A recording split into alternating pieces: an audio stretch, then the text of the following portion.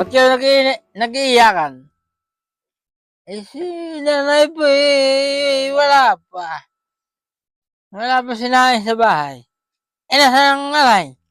Ay, nagpunta po doon sa kumpare mo. Nagano doon? Awan po.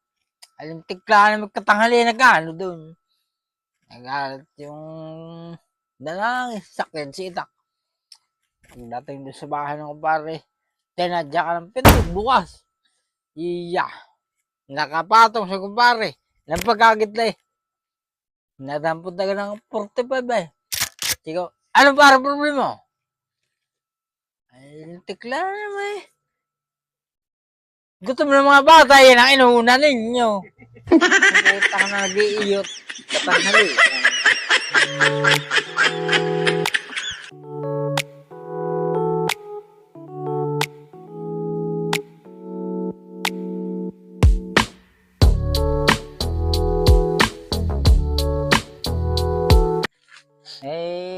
Nagkakilala kami nito, Niljit, dahil nung nag-aaral pa siya ng elementary high school,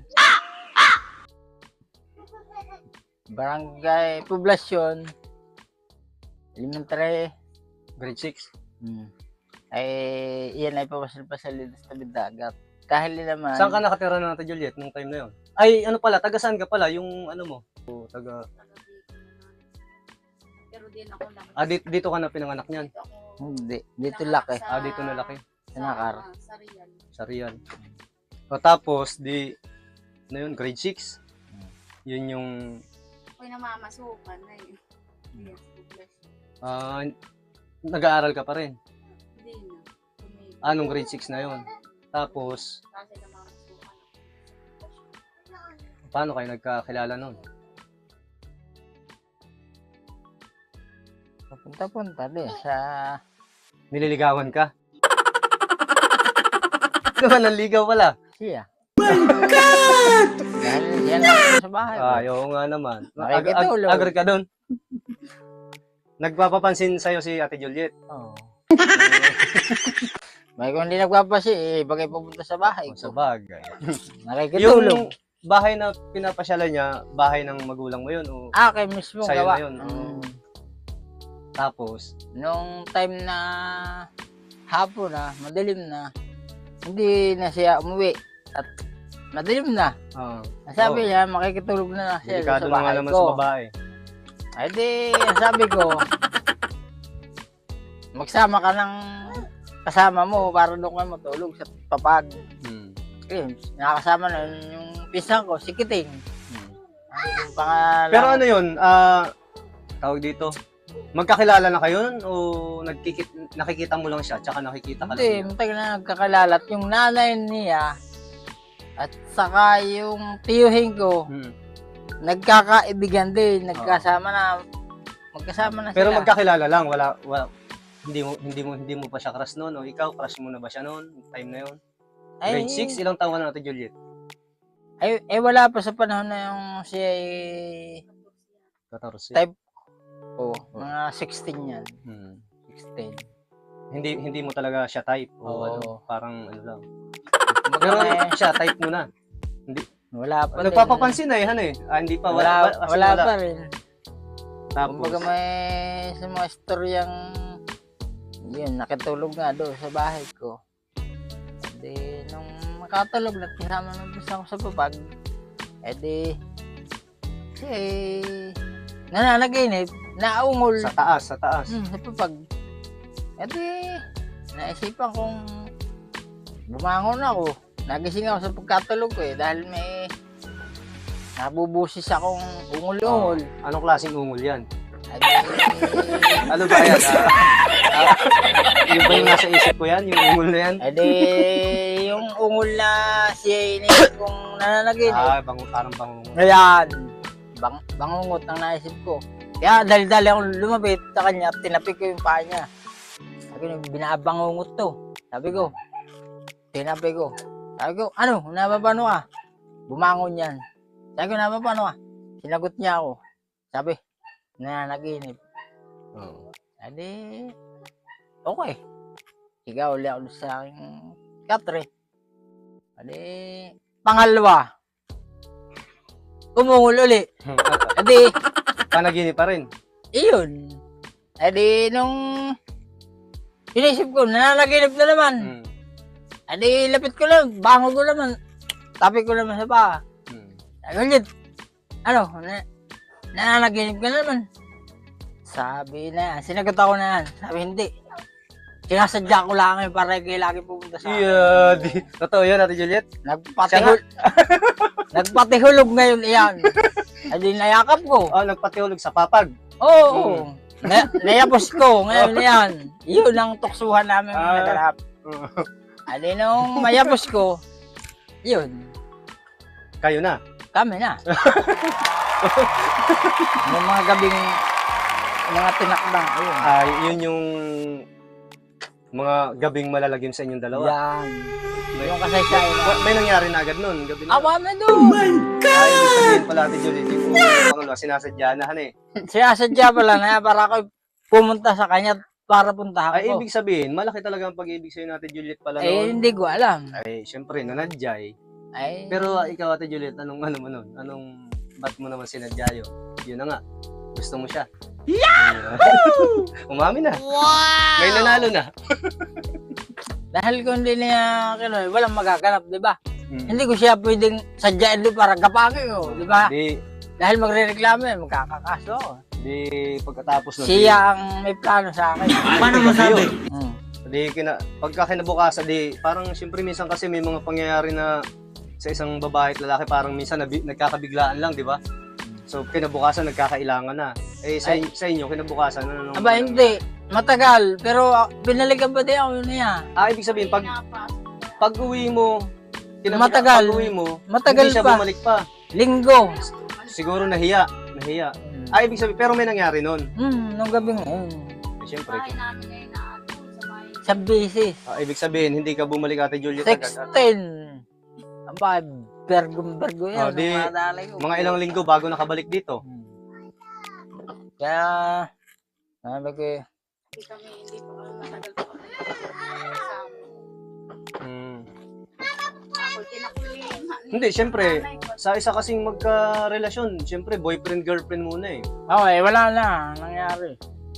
Ngayon, ang nangyari, lumabas sa plano namin na trabaho at kami kasama-sama na wala. Hindi pala nagpaalam ito sa nanay. Kinalabas ay tanan. Yung pangalawang pagkikita nyo, tanan na. Tanan. Yung magtatrabaho, edi siyempre Saan kayo nagpunta yung tanan nyo? sa Banglos. Banglos lang. Magtatrabaho sana kami. Kayong dalawa lang ang nagtanan o tatlong pares kayo nagtanan? 4 kami. Apat na Pisang ko Oo. na lalaki. Saka ako. Saka yung kaibigan niya kasi saka ito. Parang... Nagkasabay-sabay nga. Hindi naman malas. Kumbaga may nagkataon. Trabaho. Pinalabas na tanan. Yun ang kasaysayan ng buhay namin. Ibig sabihin... Trabaho. Ang pupuntahan, lumabas na yung tanan. di sana naman kayo tumira doon sa Banglos. Ay, doon sa na pulis. Naretirado na ngayon. Nakituloy kayo doon. Oo. Kami, pisan-pisan. Oo. Puro pares nga ang kalalagayan namin. Tanan ang pinalabas. Trabaho yung pupuntahan. Kasama-sama kami. Kinalabas yung tanan. So, doon na nagsimula ang ano nyo. Pagsasama at nabuo yung mga ganito sistema. Nagkaroon ng mga agbon. Ibig sabihin, hindi nyo na pala naranasan yung mga date, mga ganun, yung yung, di ba, pag boyfriend-girlfriend, Hindi. may regaluhan pa nung araw, Hindi na, wala na. Wala na. Mag-asawa na kaagad talaga. Magkabisi na. Magkalibli na. Lumabas na ng tanan na. Napabarangay pa ako nung Magulang. Tinanan ko daw eh. Sabi ko, hindi ko tinanan. Pero hindi pala talaga tanan yun, trabaho lang. Trabaho yung pupuntahan nila. Oo. Kaya nagkataong may kasamang lalaki sa plano ng Trabaho. akit na trabaho. Ay kanilabasan, Tanan. tanan ang pinalabas na nanay. Di pinanindigan nyo na.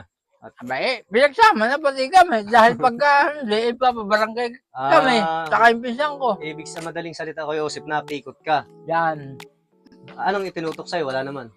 wala. Barangay ang tutok. Pag hindi ko pinakasamahan, ako ipapakulong. Oo nga naman, panindigan na lang, han eh. Yun ang nangyari sa buhay ko. Sa pangalan nila. 16 ka nakapagtanan. Tapos, 1 year after, 17 na siya. Saan nabuo yun? Doon sa Banglos na. Doon sa bahay ko. Dito na. Nagbahay na kayo pagka... Yung dating bahay ko, nung pagtalik namin, nung gabi. Oo. Doon na rin pala. Ibig sabihin, nung pagpunta nyo doon sa Banglos noon, na napagkamalang kayong nagtanan nga at pinabarangay ka na, pagsama nyo, tuloy na yun. lumipat na ulit kayo dito. Bumalik kayo dito. Oo. Yung kasabay nyo sa tanan, Aba, saan sila napunta?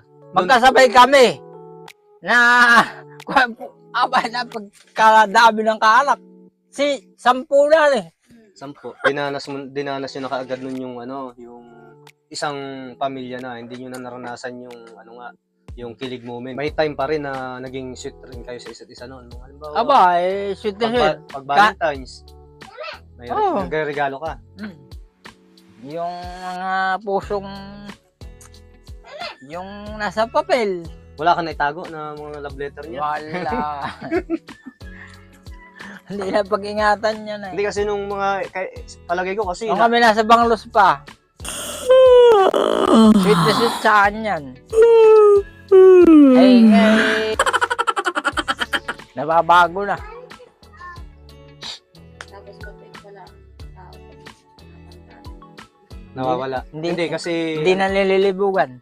siyempre minsan kasi katulad yan 17 ka na tanong. Ilang taon ka nung Kuya Joseph nung Mga 23.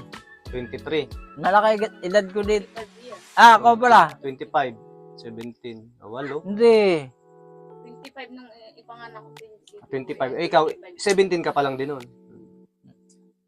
Kaya nga ibig sabihin, di syempre na-focus na kayo sa noon, sa anak. Pinanganak si Joel. Dito yung pinanganak mismo. Yung 5 na dito lahat.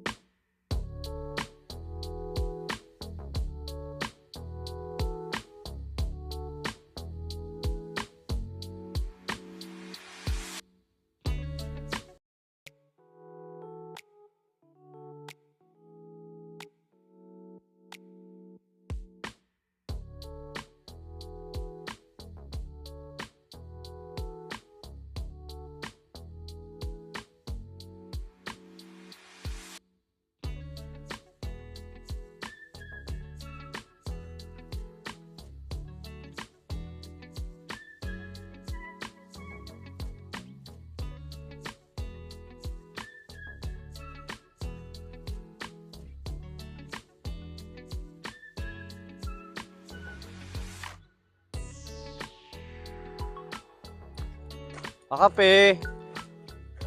Aray ko. Loko tong aso na to. Ha?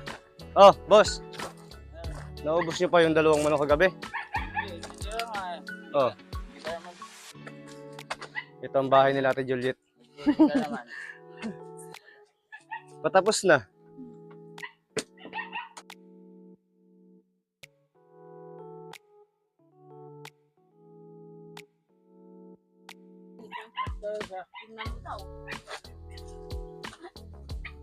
Si Joy Joy.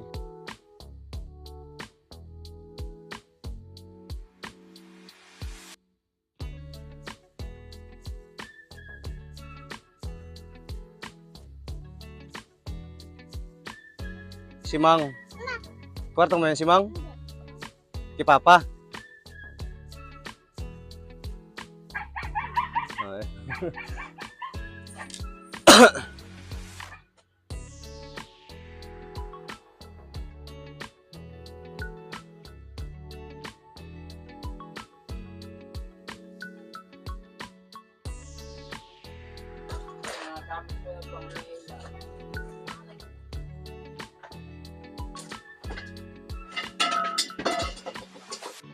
Dito ang luto ni Kuya Joseph, oh. Dito sila nagpapalambot ng ano, baka. Oh, sunog, ano to? Tuyo na yata. Munggo. Hmm. May pasok ka, Kuya Joseph? Ito ang parking lot. Parking lot ng ano, Mercedes-Benz ni Kuya Joseph.